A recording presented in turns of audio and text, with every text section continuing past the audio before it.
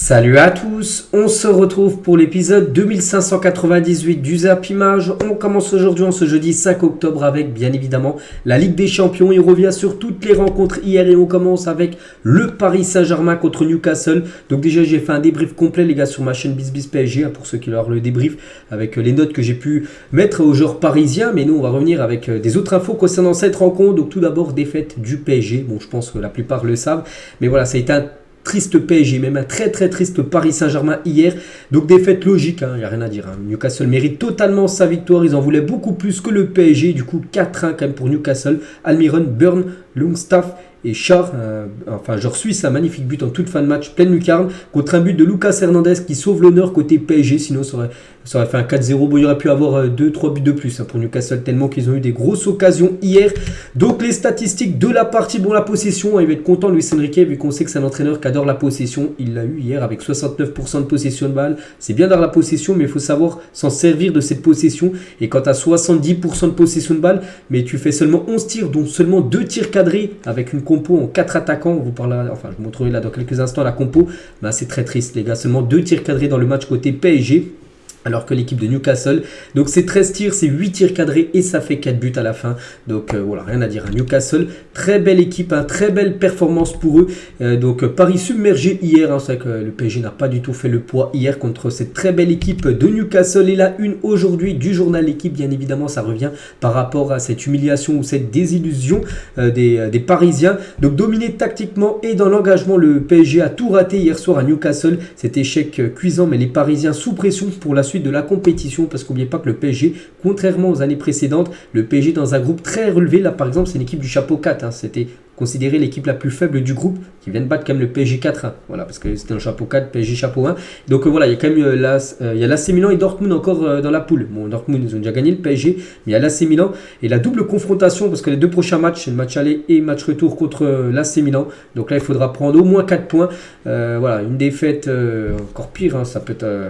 Voilà, il faudra prendre au moins 4 points sur les 6 possibles lors des deux prochains matchs contre l'AC Milan, sinon attention.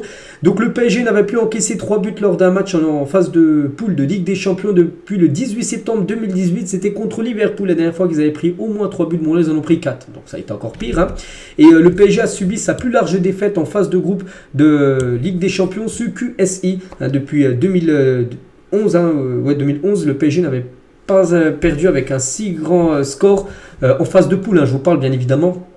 Donc voilà, triste soirée des Parisiens. Et Luis Enrique, donc avec le PSG, pour l'instant, c'est pas flamboyant, on peut dire. Donc 9 matchs et seulement 4 victoires. C'est la plus mauvaise performance pour un entraîneur de Paris à ce stade depuis un certain Antoine Comboiré en 2009. 4 victoires également après 9 matchs. C'est la même chose pour lui. Ce qui veut dire que Galtier, que Pochettino, que Thomas Tuchel, qu'Ancelotti, tous les anciens coachs, Laurent Blanc, tout ça, ils ont tous fait mieux, même Unai Emery, ils ont tous fait mieux en gros en stats que Luis Enrique. Parce que nous on retient surtout les stats, tout ça.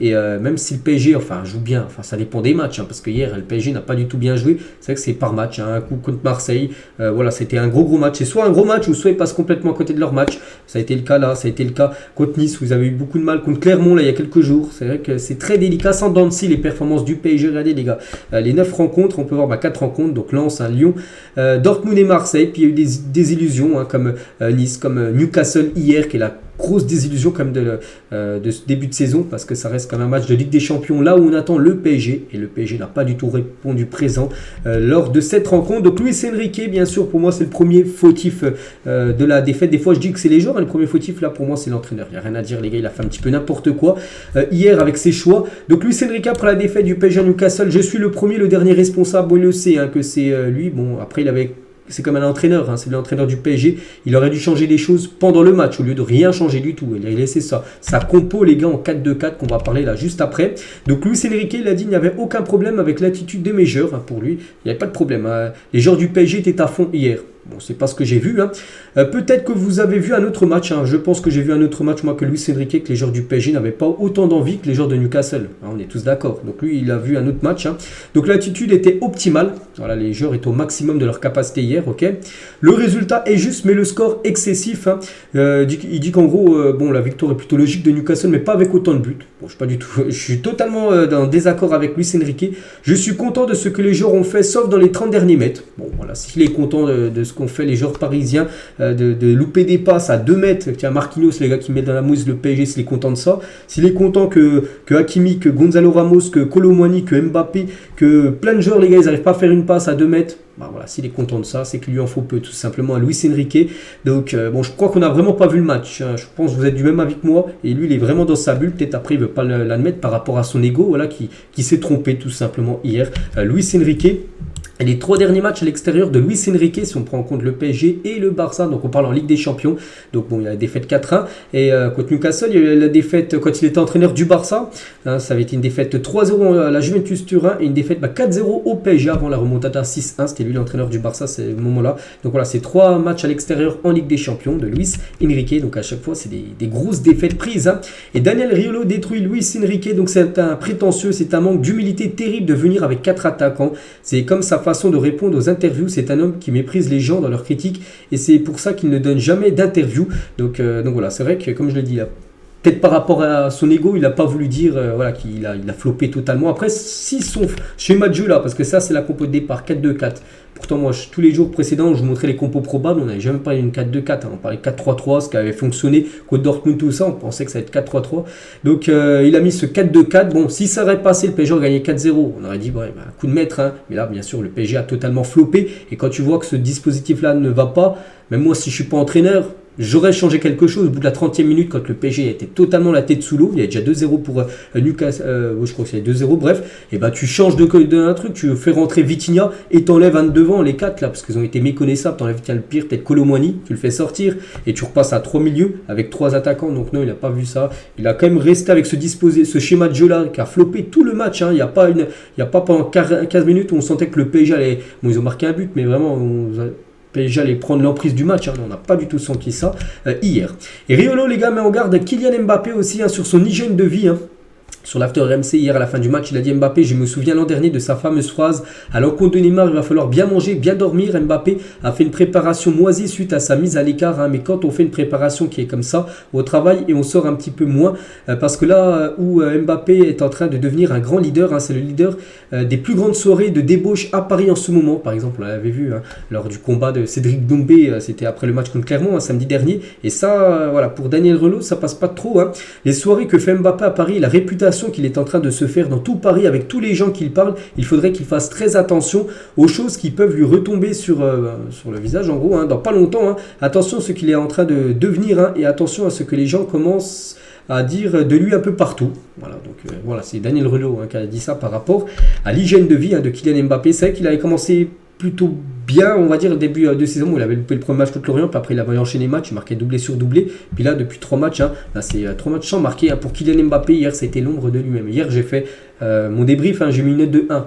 Voilà, pour moi, on l'a pas vu. On l'a pas vu, les gars. J'aurais fait, je crois, aussi bien, je pense que j'aurais joué hier que Mbappé, que ce qu'il a pu faire hier hein, contre l'équipe de Newcastle. Et Mbappé n'a tiré qu'une seule fois hier soir et c'était même pas cadré. Hein, ça frappe. Sinon, même dans le jeu, il a été. On n'a rien vu. On n'a rien vu de Mbappé. Hein, et il vient d'enchaîner comme un 3e match consécutif sans marquer contre Marseille, contre Clermont et contre Newcastle. Donc Mbappé, Randal Kolo Muani, donc lui aussi. Hein, Kolo Muani, va falloir ouvrir le dossier parce que lui aussi, c'est très délicat. 90 millions d'euros. Hein, je le répète, il a été acheté. C'est vrai que c'est le début. Voilà, on peut peut-être mettre ça, voilà, parce que c'est le début, le temps qu'il s'adapte. Mais bon, là, c'est la Ligue des Champions. Il faut que les joueurs s'adaptent plus rapidement. Parce que les deux ont obtenu la note de 2 hein, sur 10. Marquinhos, c'est la même chose. Hein, 2 sur 10, c'est ce que j'ai mis à peu près les notes, moi, dans mon jeu, enfin, dans mon débrief hier. Donc, le Parisien, le mieux noté, c'est Warren Zaïre, 6. C'est vrai que ça a été le mieux, on va dire. Voilà, parce qu'il y en a qui ont été totalement hors sujet hier, lors de la rencontre. Hein, donc, ces deux-là, les gars, qui n'ont rien apporté hier. Et ça, ce que j'ai pu mettre sur Twitter, hein, c'est sur 10 les notes, j'espère. Donc, c'est sur une application. Et quand tu vois des notes, je sais pas, j'en sais rien, Kolo Muani 6.6, mais c'est 6.6 sur 10. Une note que la prestation de Kolo Muani. Mbappé, c'est 7.3, vraiment ce qu'il a fait hier. Non, allez, j'espère que c'est sur 100, hein, ces notes. Parce que là, si c'est sur 10, hein, les gens notent n'importe comment, on peut dire, sur les applications. On va parler d'Ousmane Dembélé, lui aussi. Hein, on a ouvert le dossier de Mbappé, Kolo Muani, mais lui aussi, les gars, Dembélé, ça commence à être très chaud. Hein. Dembélé n'a toujours pas marqué le moindre but avec le PSG, je me souviens. J'avais parlé là, il y a quelques semaines quand il avait fait son 0-0-7, 0 but, 0 passe D et 7 matchs joués. Il y en a beaucoup qui avaient critiqué, laisse-le, voilà, il vient d'arriver. Donc là, ça enchaîne les matchs. Hein. Puis surtout, il avait fait une déclaration hier où j'avais dit qu'on allait attendre de lui, surtout qu'on allait être choqué de lui quand ça allait être des matchs importants. Pour moi, hier, c'était un match important. Et est-ce qu'on l'a vu? Non, il a eu encore une grosse occasion tout début de match. Bon, malheureusement, il tire à côté. Et il y a eu aussi une occasion en deuxième période où il est face à face au gardien. Et il cadre même pas, il tire à côté. Donc voilà, il y a un moment, les gars, ça commence à être compliqué. Hein. Comment dire, Dembélé. Et Dembélé, c'est 0 but et une passe D en 9 matchs avec le PSG. Donc pour l'instant, pour moi, c'est trop léger, bien sûr. Hein. C'est pas ce qu'on attendait, tout simplement, du joueur Ousmane Dembélé. On continue, on va parler de Warren Zaïre-Emery. Ça, c'est un record. Hein. Donc 17 ans et 210 jours, devient le plus jeune joueur français de l'histoire à délivrer une passe D en Ligue des Champions. Félicitations à lui. Donc ça a été, j'ai dit, hein, celui qui a un petit peu sorti la tête de l'eau. Hier, ouais, c'est lui déjà qui fait la passe D. Puis tu as sorti, contrairement aux autres, hein, où quasiment tout le monde a loupé leur passe, pas mal de passes. Donc lui, les gars, ça a été très propre niveau passe. Et ça fait plaisir hein, qu'un joueur arrive à faire une passe à 2 mètres. Alors que ses copains à côté de lui, hein, il y en a beaucoup qui ont perdu des ballons très facilement. On va parler de Lucas Hernandez, l'unique buteur du match. Bon, voilà, heureusement, sinon ça aurait fait 4-0. Bon, ça aurait été pareil 4-0, 4-1. Bref, donc il vient d'inscrire son premier but sous les couleurs du PSG. Lucas Hernandez, il a dit il y a eu des erreurs individuelles. Il y a de la réussite pour Newcastle. C'est un match à oublier. Les buts, c'est plus des erreurs individuelles plutôt que de la réussite de Newcastle grâce à son jeu. Mais bon, voilà, eux, ils sont venus avec leur schéma de jeu à Newcastle parce qu'ils savaient que c'était pas les favoris de la rencontre. Puis du coup, ils ont complètement fait déjouer le PSG. C'est vrai que les erreurs individuelles, ça arrive hein, dans le football. C'est vrai que Marquinhos a quand même mis le PSG dans la mouise hein, dès le quart d'heure de jeu avec cette relance hein, incompréhensible qu'il a pu faire en plein dans la surface, enfin en plein milieu de terrain, bref. Et Hernandez, hein, dès le début, on doit mettre plus d'impact et d'agressivité, c'est vrai, bon c'est bien de le dire ça, mais bon il faut le faire maintenant sur le terrain, Newcastle l'a fait. C'est à nous de renverser cette situation déjà à Rennes, hein, le prochain match, un dimanche, le PSG se déplace à Rennes, hein, et au prochain match contre Milan qui sera primordial, c'est vrai que contre Milan, je vous ai dit, il ne faudra pas se louper parce que sinon, attention bien sûr pour la qualif pour les huitièmes. Warren Zaïre-Emery l'a dit, ce n'est pas un match raté, mais nous avons fait beaucoup d'erreurs, hein, lui aussi il le voit qu'il y a eu trop d'erreurs, trop de perte de ballon facile tout simplement des Parisiens. On peut parler aussi de l'arbitre, bon on va pas remettre tout sur l'arbitre, si vraiment il y aurait eu une défaite 2-1 et ce but là aurait été valable, donc là on aurait vraiment pu dire que c'était une erreur d'arbitre, mais quand il y a 4-1, mais voilà, quand même ce deuxième but les gars, non, jamais dû être valable, on est tous d'accord. Le joueur, je sais plus c'est lequel, hein, je crois que c'est Lascales, qui touche le ballon de la main, regardez, il contrôle le ballon de la main et après ça mène au but, hein. Quelques 3 ou 4 secondes après ça fait le but de Burn hein, voilà, qui prend l'ascendant sur Skriniar, mais normalement les gars en plus la VAR ils ont arrêté le jeu pendant quasiment 7-8 minutes, donc ils l'ont vu qu'il y a la main, voilà, le joueur offensif touche la main, normalement c'est faute, enfin c'est sifflé. Ils n'ont rien dit, donc voilà, du coup là ça fait 2-0, mais bon, ça n'enlève à rien bien sûr, hein. Le bon match bien sûr de Newcastle. Le regard froid de Nasser et Luis Campos, un directeur sportif du PSG, le président, hein, les deux étaient présents et regardez, hein, bien sûr ils étaient... Enfin, un peu comme tous les supporters du PSG, bien sûr. Le regard dans le vide. Hein. Et le PSG a signé son deuxième plus gros revers sous QSI dans la compétition. Donc, c'était dernier, le 8 mars 2017. On se souvient tous de ce match 6-1 à Barcelone. C'est la dernière plus grosse défaite. Donc là, voilà, 4-1, c'est quand même un gros score pris par le Paris Saint-Germain. Le PSG, bien évidemment, sur les réseaux sociaux, complètement chambré. Hein. Donc la MDRR, avec cette attaque avec 4 attaquants. Donc Mbappé, Dembélé, Ramos, Randall. Donc MDR, hein, bien sûr, les 4 hein, qui ont complètement flopé. Dembélé, les gars, donc quand les tweetos déterrent un ancien tweet d'Ousmane Dembélé 4-1, puis il avait rigolé. Bon, là, c'est le score hier. Bon, ça, il avait mis ça en 2014, hein, bien sûr, Ousmane Dembélé, mais voilà. Ce tweet est ressorti hier. Hein. On connaît un joueur qui aurait peut-être pu aider à fluidifier la relation défense-milieu, les relances ce soir face à Newcastle. Bah oui, peut-être ce joueur. Hein. C'est vrai que ce joueur n'a pas voulu, enfin le PSG n'a pas voulu le conserver parce que on ne sait pas pourquoi. Voilà, parce que le PSG tout simplement n'en voulait pas. Mais par exemple, j'avais pas dit qu'il aurait été titulaire, mais pourquoi pas à la 60e minute de jeu où ça allait ça allait pas du tout. Hein. Tu le fais rentrer en cours de jeu, il arrive, c'est comme un joueur, on le sait, qui arrive comme à garder le ballon, alors qu'il y en a plein les gars qui n'arrivent rien à faire. Voilà, je pense qu'il aurait été utile pour moi, Marco Verratti, s'il aurait été encore parisien hier soir. Mais on sait que le PSG, enfin, il était plus du tout dans les plans hein, de la direction parisienne. Et voilà, maintenant on sent qu'il manque quand même quelqu'un qui arrive à garder le ballon, on peut dire, au milieu de terrain. Officiel, première défaite pour la Ligue 1 en Coupe d'Europe après 8 matchs. Hein. C'est vrai que lors de la première journée, souvenez-vous, il n'y a eu que des victoires et des matchs nuls, aucune défaite. Et du coup, Paris est la première équipe française à s'incliner cette saison. En coupe européenne, le vestiaire des Parisiens, bon c'était un petit peu voilà, un petit vestiaire hein, du côté de Newcastle, mais là cette fois-ci on va parler dans l'autre vestiaire, le vestiaire de Newcastle, où là bien sûr c'était la folie. Hein. Quand même, il faut les féliciter. Bien sûr, cette équipe de Newcastle qui a réalisé un énorme match. Je les ai regardés contre Milan lors du premier match. Très inquiétant. Ils n'avaient rien montré. Mais hier, vraiment, devant leur stade, tout ça, leur public, ils ont montré de très belles choses. Elle est totalement logique et méritée. Hein. Leur victoire, il n'y a rien à dire. Et Newcastle s'est offert donc hier soir sa plus large victoire de son histoire en Ligue des Champions contre le Paris Saint-Germain. Ça faisait plus de 21 ans qu'ils n'avaient pas joué la LDC. Ils retrouvent la LDC chez eux. Ils s'imposent 4-1 contre Paris. Une équipe, bon, pas favorite. Hein. PSG, les gars, depuis 2 ans, je ne le mets plus en favori. Je le mets actuellement outsider, le Paris Saint-Germain, de la Ligue des Champions. On va parler d'Almiron, le premier buteur du match, sur une magnifique but. Dommage, parce que Donnarumma, juste avant, sur la boulette de Marquinhos, il y a Alexander Isak qui tire. Il fait un bel arrêt Donnarumma, mais juste après, Almiron suit. Et du coup, ça fait but. Et c'est lui, Almiron, qui reçoit le prix du meilleur joueur de la rencontre. C'est mérité, il a fait une grosse partie. On va parler aussi de Dan Burn, les gars. Il fait plus de 2 mètres, normalement. Dembélé, les gars, il aurait dû lui mettre la misère tout le match. Voilà, il a complètement esselé Dembélé qu'on n'a pas vu. Et regardez ce joueur où il jouait, je ne vais pas citer toutes les équipes, mais il a joué en Ligue 2, en Ligue 1, en Championship, maintenant en Première Ligue. Et buteur, c'est son premier but en Ligue des Champions. Il prend l'ascendant total sur Milan Skriniar. Bon, il arrive quand même lancé, mais voilà, Skriniar doit faire mieux, doit le gêner tout simplement sur ce but. Et pour vous montrer vraiment que Newcastle mérite totalement sa victoire, The Couru près de 9 km de plus que les joueurs du PSG, 114 km pour les joueurs du Paris Saint-Germain, tous cumulés. Et bien sûr, Newcastle, c'est 123 km. Donc voilà, l'équipe qui a le plus couru, qui a le plus eu envie de gagner, s'est imposée. Donc félicitations à cette équipe. Et le fils de Kieran Trippier, donc fan de Kylian Mbappé, portait le maillot de son idole ce soir alors que son papa jouait dans le camp adverse. Voilà, donc lui c'est un grand fan de Kylian Mbappé. Et tu es déçu de la défaite du PSG ce soir? Le fils de Trippier, il a dit oui, alors que son père joue à Newcastle. Voilà, donc il a remis après le maillot de Newcastle ensuite. Donc voilà, concernant bien sûr le fils de Kieran Trippier. Donc voilà ce qu'il y a à dire sur le PSG. Newcastle a beaucoup d'infos, mais voilà, ça a été un flop total. On va parler de l'autre rencontre et juste la seule bonne nouvelle, c'est que dans l'autre rencontre, il y a eu un match nul et ça arrange, on va dire, les Parisiens. Donc Dortmund, AC Milan, rien à dire plutôt 0-0 entre ces deux équipes. Donc je ne sais pas qui a eu les plus grosses occasions, parce que je regardais bien sûr le PSG, mais bon voilà, 0-0. Donc on va aller rapidement sur ce match. Et surtout que l'AC Milan et Dortmund n'ont toujours pas marqué de but après 2 matchs de Ligue des Champions. L'AC Milan, c'est 39 frappes, si on cumule les 14 qu'ils ont fait hier, plus les autres qu'ils avaient fait lors du match aller, 39 frappes tentées. Et Dortmund, 32 frappes. Et aucune a fini au fond des filets. Aucun but inscrit par ces deux équipes qui sont toujours à 0 but inscrit en Ligue des Champions. Bon, il faut sortir quand même un meilleur joueur du match et c'est Raphaël Leao qui a reçu le prix d'homme du match. On peut voir quand même qu'il était déçu par rapport à la non-victoire de son équipe qui a fait le match nul parce qu'il est souvent souriant. On peut voir Raphaël Leao, il est là, il n'y avait pas de sourire sur le visage du Portugais.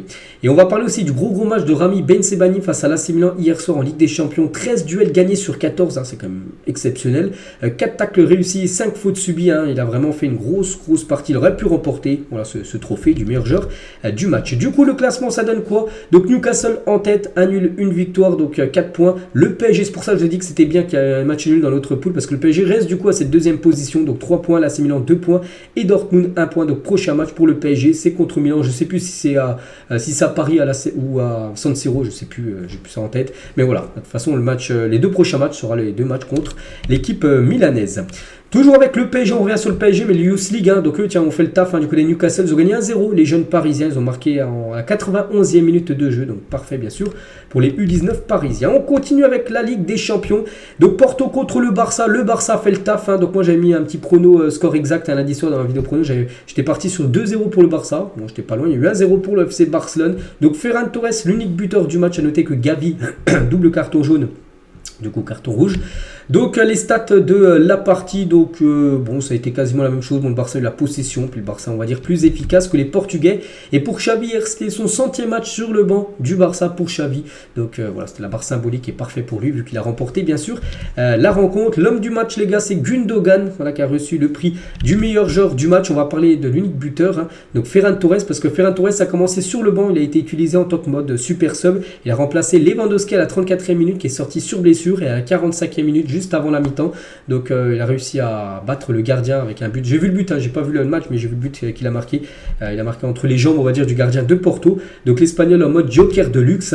Et concernant Lewandowski, les gars, donc a subi un très gros tacle ce soir face à Porto. Le Polonais a dû laisser sa place avec celle du côté du Barça, les gars. À chaque match, t'as l'impression qu'il y a un blessé. Il y a eu Frankie de Jong lors du match il y a à peu près une semaine. Là, vendredi dernier contre Séville, c'était Rafinha qui est sorti sur blessure. Et là, c'est Lewandowski. À chaque match, il y a un blessé. Ça, c'est un coup dur du côté de Barcelone. Mais bon, le plus important, c'est la victoire. Et ils se sont imposés 1-0. On va parler aussi de Jules Koundé, les gars. Gros match. Quel retour défensif pour éviter l'égalisation du FC Porto du très haut niveau. Donc, regardez, c'était à la 52e minute de jeu. face à face. On pensait qu'il allait avoir le tir. Pas du tout, les gars. Jules Koundé, au dernier moment, arrive à enlever le ballon du joueur de Porto qui ne tire pas. Du coup, gros geste défensif de la part de Koundé. On va parler aussi de Lamine Yamal, les records. Lamine Yamal, 16 ans et 83 jours, il est devenu hier le plus jeune joueur de l'histoire à débuter un match de la Ligue des Champions. Voilà, donc encore un record à mettre pour lui.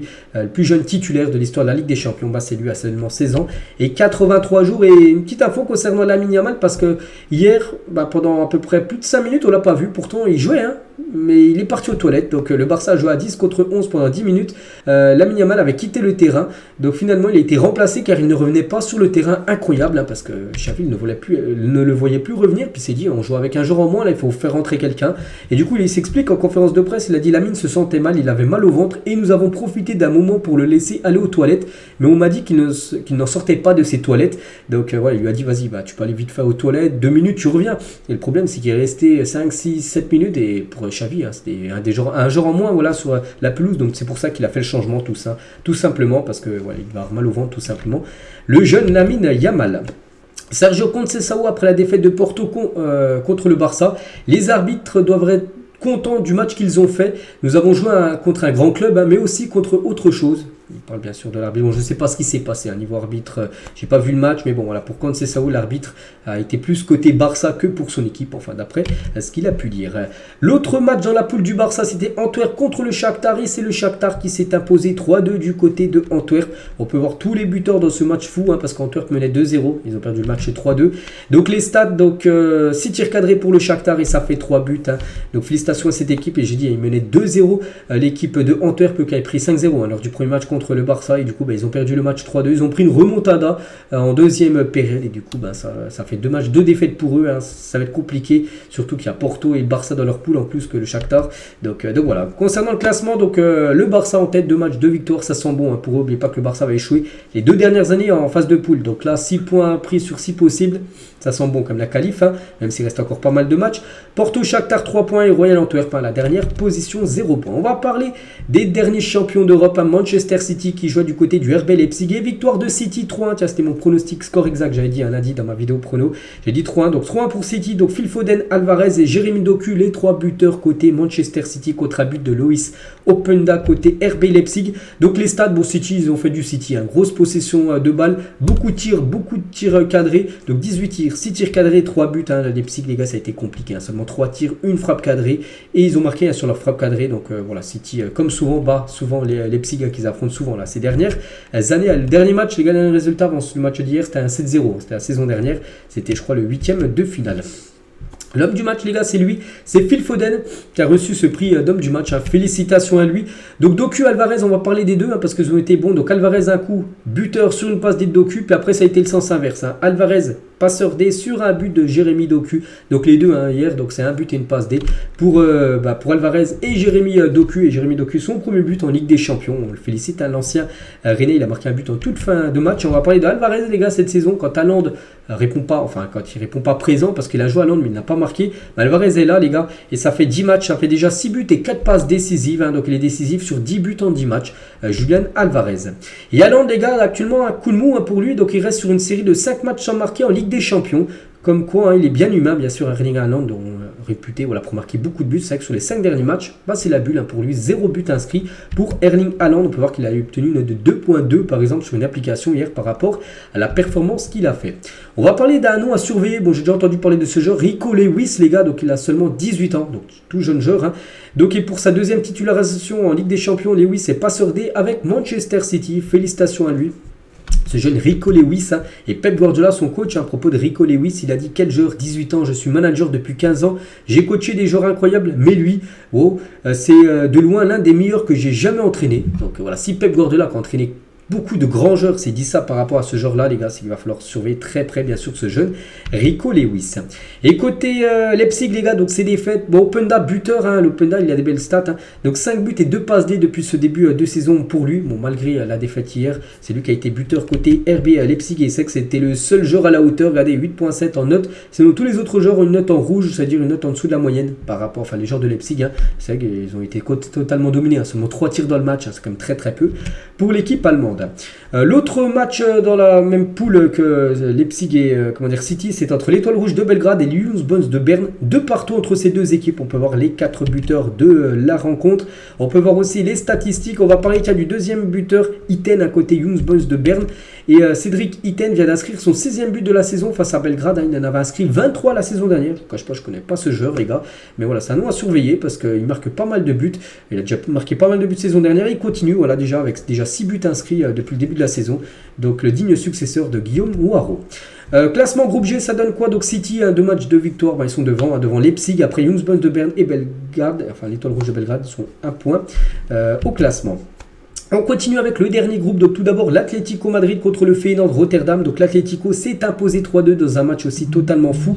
Donc Morata doublé et Griezmann buteur contre un but de Anko et un but contre son camp côté Feyenoord Rotterdam. Donc les stats, j'ai pas vu le match mais bon, Feyenoord les gars, pas mal dominé les gars, 18 tirs, 7 tirs cadrés, alors que l'Atlético c'est 3 tirs cadrés, 3 buts, très efficace. L'Atlético Madrid, Morata élu homme du match, Alvaro Morata, félicitations à lui, et c'est vrai qu'il a été double buteur hier. Et cette saison les gars, club plus sélection, c'est 10 matchs et c'est 10 buts pour Alvaro Morata. Pour l'instant il fait peut-être un début de saison, on n'en parle pas beaucoup, mais pour l'instant les stats sont très très bonnes pour l'attaquant espagnol. Griezmann également buteur hier, un but sur retourné acrobatique, bon retourné un petit peu, il était proche des buts, c'est pas vraiment un magnifique, un retourné à la CR7 qu'il a mis contre la Juve il y a quelques années, non c'est pas ça, mais il a mis comme un geste acrobatique pour marquer son but. Et 4 buts cette saison pour Griezmann, son année 2023 est vraiment excellente, et Griezmann les gars, sur ses 33 matchs de Ligue des Champions à domicile avec l'Atlético, c'est 33 matchs, c'est 20 buts et 7 passes D. Il est vraiment très performant à domicile en Ligue des Champions, Antoine Griezmann.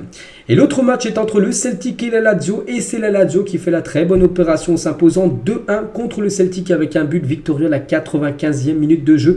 Pour la Lazio de Rome, on peut voir les statistiques de la partie. Et la Lazio qui avait déjà égalisé à la 95e minute de jeu contre l'Atlético avec son gardien. Souvenez-vous, la première journée, ils avaient pris un point grâce à leur gardien 95e. Donc hier, c'est Pedro, les gars, qui a été buteur à la 95e et cette fois-ci qui a donné les 3 points à la Lazio de Rome, ça qui finit souvent très bien les matchs. Et à noter que Guendouzi les gars, passeur D sur le but de la victoire de Pedro à la 95e minute de jeu, c'est Guendouzi en gros qui a délivré la passe décisive. Et après 2 journées de phase de groupe, Ivan Provedel, donc le gardien de la Lazio, a inscrit plus de buts, un but en Ligue des Champions, donc il a inscrit plus de buts que tout Dortmund et l'AC Milan réunis, parce que les deux équipes ont inscrit 0 but pour l'instant dans cette édition de la Champions League. Le classement de ce groupe E, donc l'Atlético en tête avec la Lazio 4 points pour les deux équipes, le Feyenoord 3e avec 3 points et le Celtic 2 matchs, 2 défaites, donc ils sont actuellement bons derniers. Du coup tous les résultats de cette soirée de Ligue des Champions, pas mal de buts inscrits, il y a eu 2 fois 3-2, il y a déjà pas mal de 3-2 lors de la soirée avant-hier, il y en a déjà eu 2 là, encore hier, il y a eu un 4-1 Newcastle contre Paris, il y a eu un 3-1 contre City et Leipzig, donc voilà, beaucoup de buts inscrits. Donc tous les classements les gars de cette deuxième journée. Voilà, si vous voulez avoir du groupe A jusqu'au groupe H, donc moi je ne vais pas tous les citer, bien sûr, les équipes qui ont gagné, qui ont gagné leurs 2 matchs sont devant, celles qui ont perdu sont derrière. L'homme de la semaine en Ligue des Champions, c'est qui? On a le choix entre Bellingham, Morata, Højlund et Bruma. Bon, je ne sais pas ce sera lequel, mais voilà, ils méritent tous. Ils ont tous été buteurs, même Højlund doublé, Morata doublé, Bellingham c'est un but, une passe D, Bruma c'est buteur et gros match contre l'équipe de Union Berlin, donc ça peut être également lui. Donc voilà tout ce qu'il y a à dire sur la Ligue des Champions. On passe cette fois-ci au match aujourd'hui parce qu'il y a encore de la Coupe d'Europe et les clubs français aujourd'hui, il y en a pas mal qui jouent. Lille joue du côté de Klaasvik, c'est du côté de l'île Féroé à 18h45. Marseille pareil à 18h45 reçoit Brighton et ce soir 21h Toulouse reçoit Lask et Rennes se déplace à Villarreal. Donc voilà le programme des 4 équipes françaises aujourd'hui en Coupe d'Europe.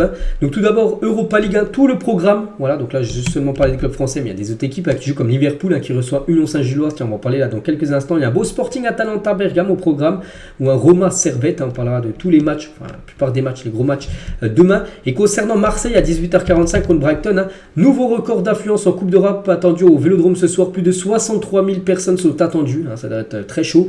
Donc le président record était face à l'Eintracht Francfort la saison dernière avec 62 500 spectateurs, un jeudi soir à 18h45, incroyable, donc ça va être une grosse ambiance du côté du Vélodrome. Et Gattuso il a dit donc il va falloir jouer sans peur, avec intensité, il va falloir avoir du courage, sinon ça sera ennuyeux pour nous. Donc voilà, il faut une victoire de l'OM bien sûr, parce qu'en plus Marseille là sur les 5 derniers matchs, il n'y a aucune victoire. Donc il va falloir gagner ce soir devant son public. Et Iliman Ndiaye est très élogieux envers Aubameyang, parce que Iliman Ndiaye est en conférence de presse, il a dit: il m'apporte beaucoup de tout ce qu'il fait à l'entraînement ou lors des matchs, il me parle beaucoup, il me montre beaucoup, c'est comme une idole. Quand j'étais jeune, je le regardais tout le temps jouer, donc ça fait plaisir de jouer avec lui, il me pousse beaucoup. Quand on fait des séances de tir ensemble par exemple, il me dit comment faire, hein. J'apprécie beaucoup, j'espère atteindre le niveau qu'il a eu durant sa carrière et faire beaucoup de belles choses avec lui cette saison. Donc voilà, très beau message d'Ndiaye envers le Gabonais. Et Roberto De Zerbi en conférence de presse hier avant d'affronter l'OM, hein, reconnaît qu'il aurait pu signer à l'OM en tant que coach. Il a dit: oui, c'est vrai, il y avait une possibilité pour moi de venir à Marseille, c'était une belle option pour moi, mais on n'a pas trouvé d'accord avec le club marseillais. J'étais triste de ne pas être venu ici parce que ce stade, ses fans étaient une grande motivation pour moi, mais au final c'est peut-être un mal pour un bien puisque j'ai trouvé un autre grand stade avec une grande équipe, en parlant voilà, de cette équipe de Brighton maintenant qui coach, où il fait du très bon taf. On va parler de Toulouse les gars, le stadium à version Europa League pour la première fois depuis 14 ans, voilà, tout est fait pour Toulouse qui reçoit ce soir l'équipe de LASK, coup d'envoi 21h. Rennes qui se déplace à Villarreal. Martin Terrier les gars, de retour dans le groupe 9 mois après sa rupture des ligaments croisés, il est dans le groupe et ça fait plaisir quand un joueur longtemps blessé revient dans un groupe pour jouer. C'est le cas pour Martin Terrier, on est très content pour lui. Conversation entre Alexis McAllister et son frère Kevin McAllister, défenseur de l'Union Saint-Gilloise, qui affronte tout simplement l'équipe de Liverpool ce soir. Donc Kevin il a dit: je vais pouvoir enfin découvrir le Will Never Walk Alone, vous savez la musique l'hymne on va dire de Liverpool, hein. Alexis McAllister il a dit: j'espère que tu n'apprécieras pas, je veux que tu souffres, hein. Voilà, du côté du stade de Liverpool, c'est à Liverpool, hein, ce soir le match. Donc Alexis il a dit: tu vas ressentir toute l'atmosphère dans le field. Et Kevin son frère qui va jouer contre lui ce soir, défenseur de l'Union Saint-Gilloise, il a dit: et toi tu vas peut-être ressentir mon tacle. Voilà. Donc voilà, bien sûr ce qu'on peut dire les deux hier lors d'un FaceTime qu'ils ont fait entre eux. Il y a aussi de l'Europa Conference League ce soir, hein. Le gros programme avec Lille qui joue du côté de Klasvik, hein, et va faire beaucoup tourner Paulo Fonseca. Donc David ne jouera pas et Vito Manon sera lui titulaire, le gardien. Pour rappel, le match sera sur un terrain synthétique aux îles Féroé, hein, ça sera 18h45 pour l'équipe de Lille, hein. N'oubliez pas que Lille se déplace dans 3 jours du côté de Lens pour le derby du Nord. On revient en France les gars, on va parler de Saint-Etienne qui jouait hier un match de Ligue 2 contre l'équipe de Dunkerque et victoire de l'AS Saint-Etienne 2-0, on peut voir les stats de la partie et c'est bien ça pour Saint-Etienne parce qu'ils enchaînent quand même 4ème victoire d'affilée et Saint-Etienne les gars est pour l'instant 5ème de la Ligue 2, donc on sait que c'est une équipe qui ambitionne à remonter bien évidemment en Ligue 1, ils n'ont rien à faire en Ligue 2 et pour l'instant c'est plutôt pas mal, 4 victoires d'affilée, donc ils sont dans les haute sphère on peut dire du classement de la Ligue 2. On va parler de l'Inter Miami qui jouait hier contre Chicago et défaite de l'Inter Miami de nouveau, une défaite 4-1, ça un peu moins bien là pour l'Inter Miami depuis quelques temps, surtout parce que Messi n'est plus là les gars. Messi rate son 4e match consécutif contre l'Inter Miami en raison d'une blessure, il était toujours absent hier et voilà, quand il n'est pas là c'est pas du tout le même Inter Miami, encore défaite pour eux 4-1 hier pour l'Inter Miami. Et à Chicago où se déroulait ce match, donc ce supporter, quand tu achètes un billet cher pour voir Messi et que le GOAT est blessé, voilà, t'es dégoûté. Donc voilà, bon, ils avaient déjà acheté depuis longtemps leur place parce que savaient que c'était Inter Miami avec Messi et du coup il était blessé, il n'a pas joué. Ils étaient tous déçus. Jonathan Clauss les gars pourrait faire son retour en équipe de France parce qu'aujourd'hui à 14h c'est la liste de Deschamps et il pourrait peut-être, d'après ce qui se dit les gars, rappeler Jonathan Clauss en bleu, ce serait je pense une très bonne nouvelle.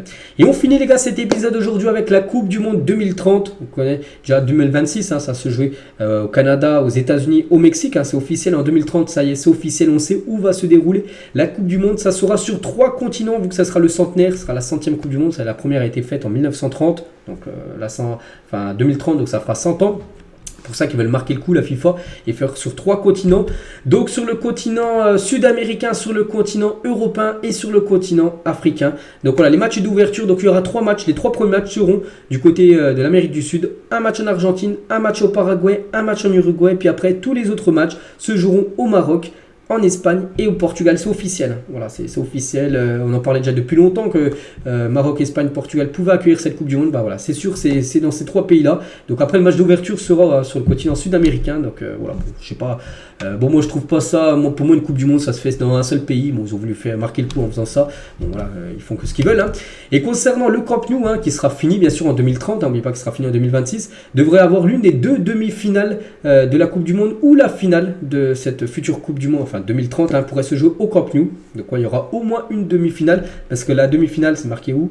Mais il y a de fortes chances qu'elle soit plutôt au Santiago Bernabéu. Hein. La finale de la Coupe du Monde 2030 devrait avoir lieu au Santiago Bernabéu, le stade du Real Madrid actuel. Donc voilà, concernant ce mondial 2030, et un avis sur l'annonce de la FIFA concernant l'organisation de la Coupe du Monde 2030 dans 6 pays différents. Je vais dire, pour moi c'est n'importe quoi. Une Coupe du Monde doit se jouer dans un seul pays. Après voilà, vu que c'était la le centenaire de la Coupe du Monde, c'est pour ça qu'ils ont voulu marquer tout simplement le coup. Donc voilà les gars ce qu'elle va dire aujourd'hui. J'espère que ça vous a plu. On se retrouve demain pour le prochain numéro. Je vous souhaite un bon jeudi et à demain.